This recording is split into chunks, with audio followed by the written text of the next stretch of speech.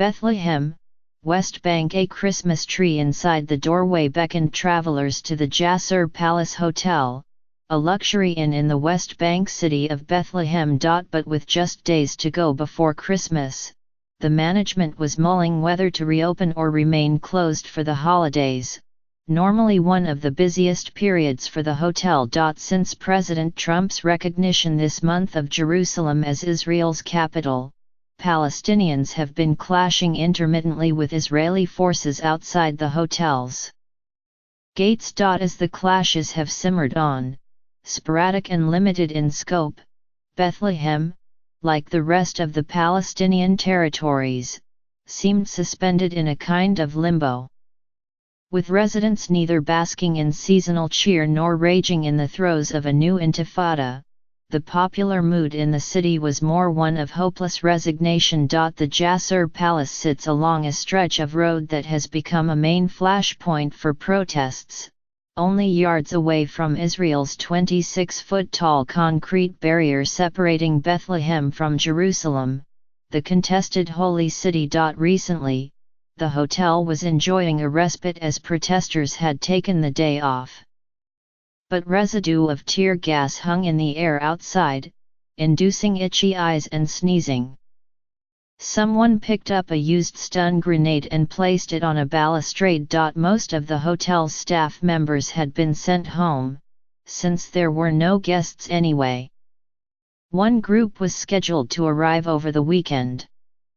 If there were riots going on at check-in time, said Ahmed Al-Mana'i, the guest relations manager, Plan B was to bring the lodgers in through a side entrance. Many Palestinians in Bethlehem described their own leadership as feckless and confrontation with the Israelis as feudal. It's been sold, Muhammad Abu Sabaya, 41, said of Jerusalem as he sat idly in his empty car repair shop.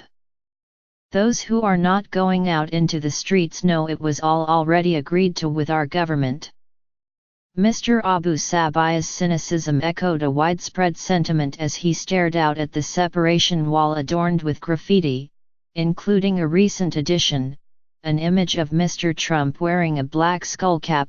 Yet, despite the dire predictions of major turmoil, and the best efforts of both Fatah and Hamas to mobilize the masses, so far there has been no large-scale, spontaneous outburst of violence in the wake of the president's declaration. The response has been more of a part-time simulation of an uprising, almost by appointment. A few thousand protesters have turned out at familiar friction points in the West Bank or along the Gaza border on the designated days of rage called for by the political factions. Other days, hardly anybody has shown up. It's not that people don't want to stand up for their rights, said Samar Salah, 25, a Muslim student from a nearby village who had come to Bethlehem with her friends to see the Christmas decorations. But there are never any results.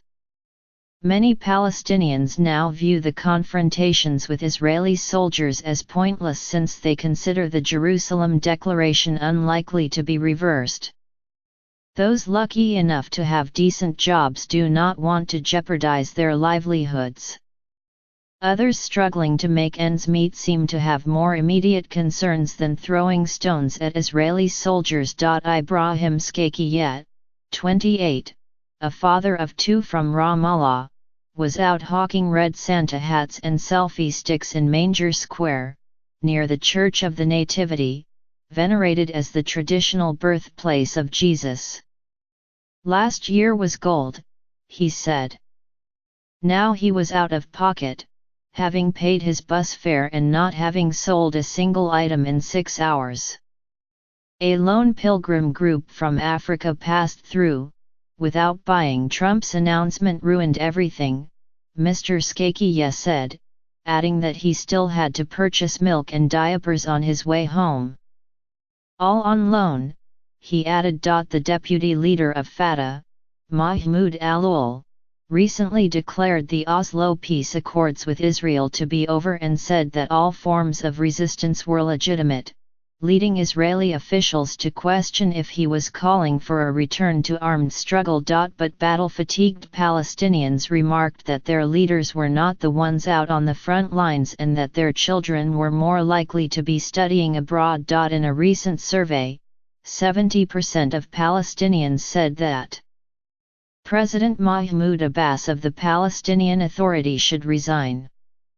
In a Christmas message on Friday, Mr. Abbas said that Mr. Trump's decision had encouraged the illegal disconnection between the holy cities of Bethlehem and Jerusalem. Analysts have still not discounted the possibility of a larger flare-up.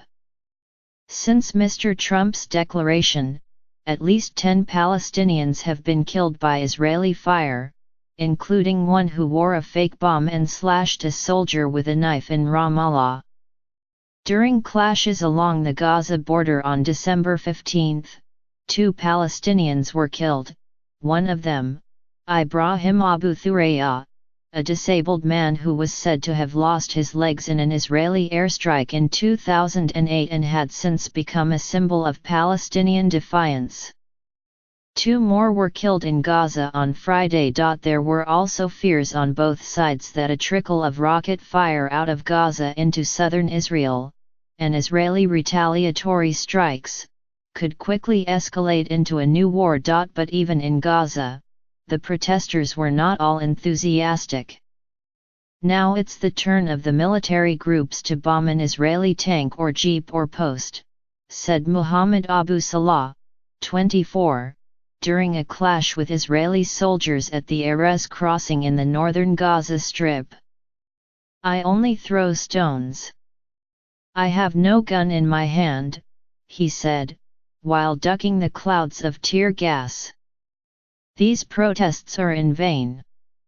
The Jasser Palace Hotel abuts the hardscrabble Aida refugee camp, where Ammar Abu Aker, a Fatah activist, was sitting with friends outside his sister's grocery store in the shadow of the separation wall.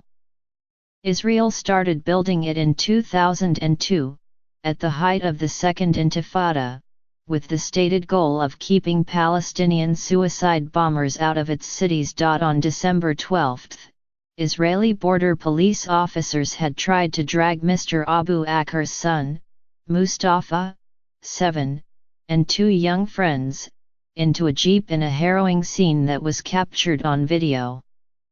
Mr. Abu Aker and several other adults intervened and retrieved the children. The children had been playing in an enclosed area by the wall, Mr. Abu Aker said, adding that the officers picked them up because they could not find the stone throwers they were looking for. Mr. Abu Aker, 33, has served 3 terms in Israeli prison for everything: opening fire, throwing stones, resisting the occupation, he said. He was last released a year ago. Fatah is now so divided, he said, that a meeting of about 100 activists in the camp the night before had almost ended in a brawl. It was a waste to risk lives by confronting the Israeli forces, he said, since not one intifada has made a difference. The first brought us Oslo, he said, referring to the uprising of the late 1980s and the interim peace accords of the 1990s that have still not resulted in final settlement. The second brought this, he said, gesturing toward the wall, punctuated by a black watchtower.